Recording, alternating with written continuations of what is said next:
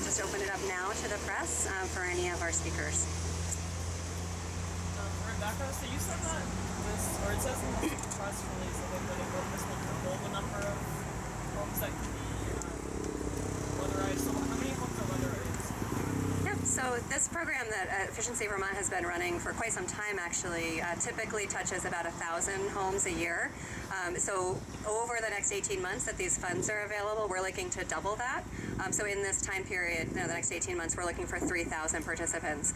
So I do want to say it's important that the Vermonters who are out there who are listening to this message act fast. We want to be able to get as many people through the program as possible, and we may have to change the incentive levels over time as we see how this impacts the overall budget of the program. So if you want to make sure that you're in on this, there is a message of urgency today, really trying to get people to pick up the phone, call Efficiency Vermont, and we can connect you to contractors that can get the work started. How about people who've already started the process? They've got an energy audit, maybe by one of the participants in your programs.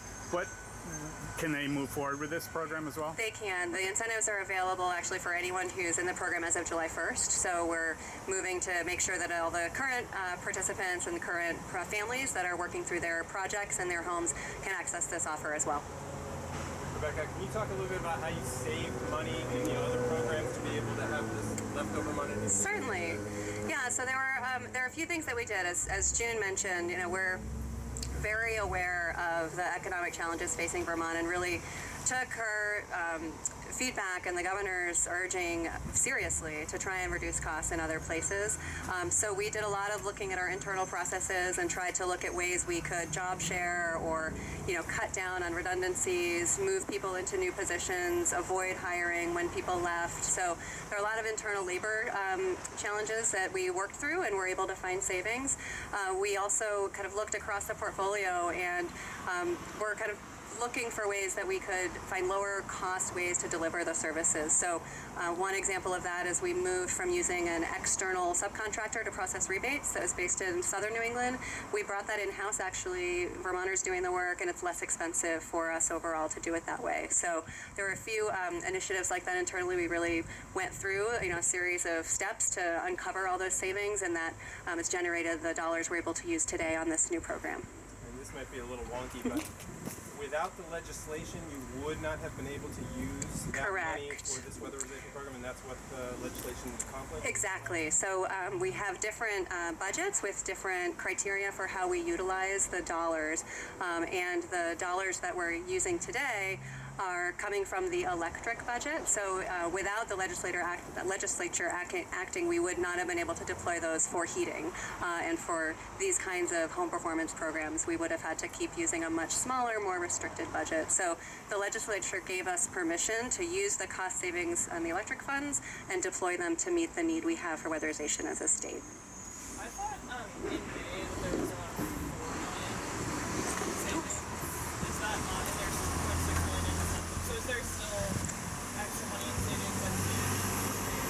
I think that could be a possibility. So in our 2018 program year, we came in $2.3 million under budget. The legislature asked us to deploy up to 2.25 of those savings into this program over the next 18 months.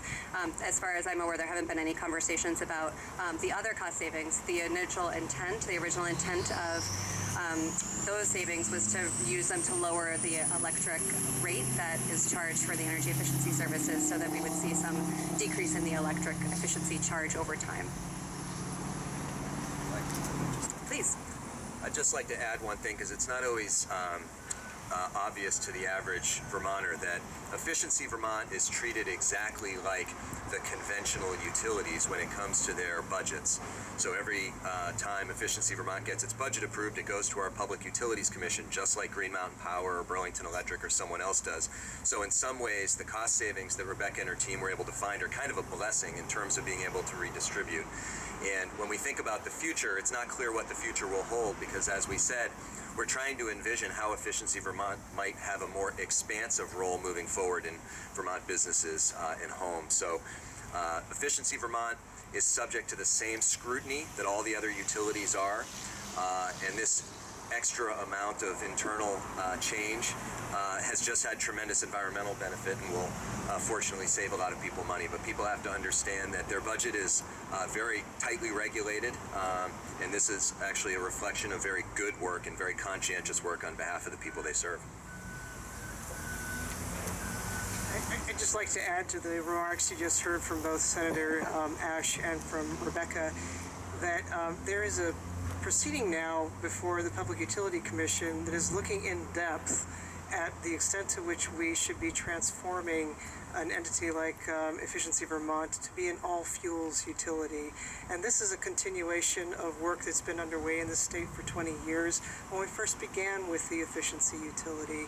I think it's very exciting because it shows that there's a certain vibrancy in our intellectual thinking around how to address climate change and the challenges we have with affordable heating in the state.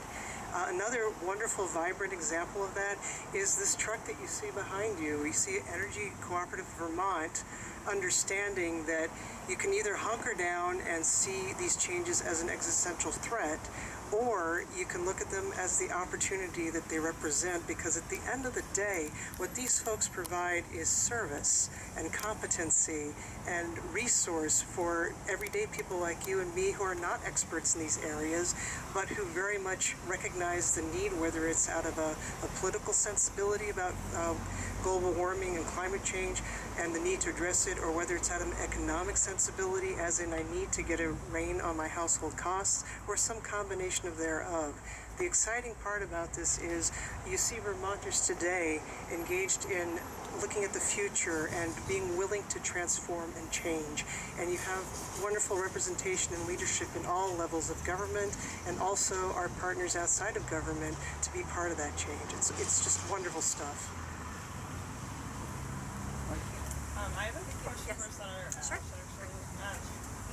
So given Sorry, I didn't mean to wince. no, it's okay.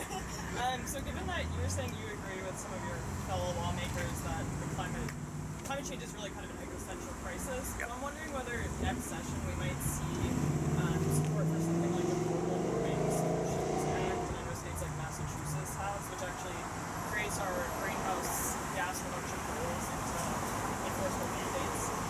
Well, What's there going on? yeah, so as I understand the legislation in Massachusetts, what it primarily does is takes goals that Massachusetts has set, similar to Vermont's, and allows people to sue state government if they don't have the tools in place in law to achieve them. I think it's probably premature until we know how we're going to unfold this question of the future of our efficiency utility. That process going through the Public Service Board or Public Utility Commission as we speak will help determine the extent to which our efficiency utility will be playing a role. And then we have something called the Transportation Climate Initiative. And for those who don't know what that is, that's the, I believe, 11 state and Washington, D.C. Consortium that's come together to consider a cap and invest transportation system. That plan is slated to be presented to the member states in December of this coming year. So both of those two tracks seem to be on path. And I think once we see what those opportunities present, then the question of whether I'm spacing on the name of the bill, the Global Warming Solutions Act is necessary, I think will be more ripe.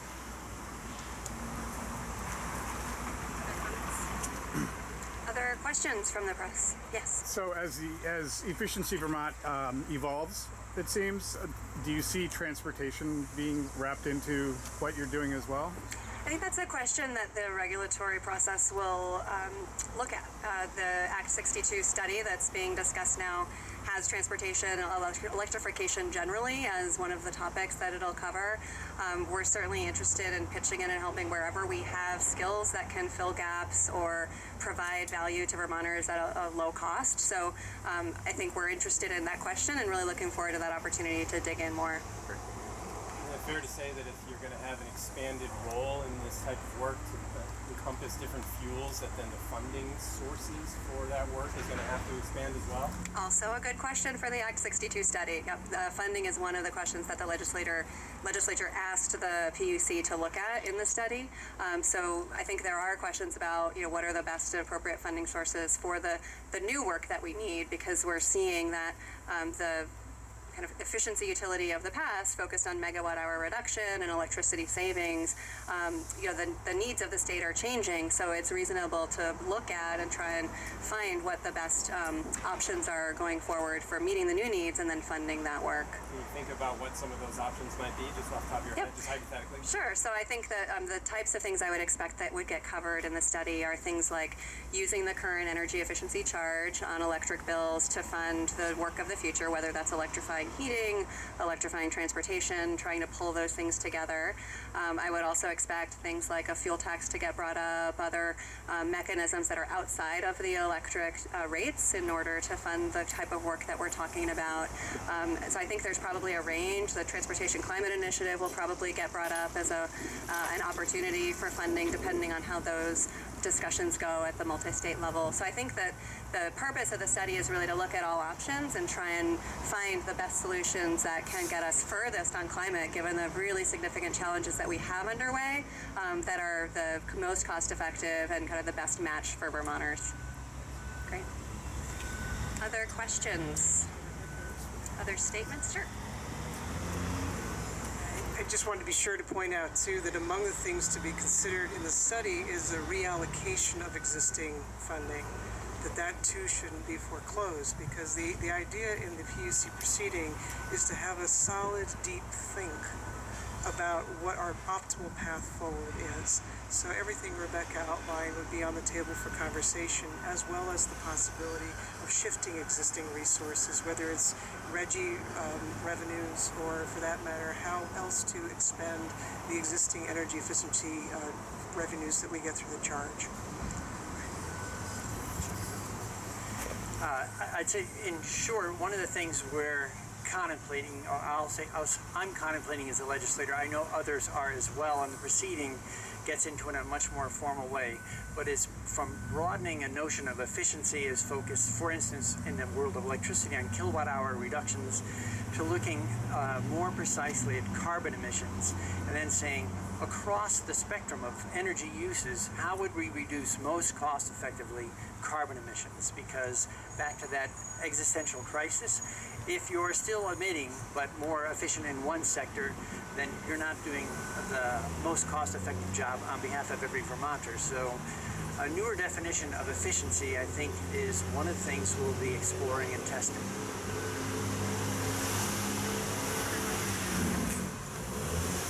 Other questions?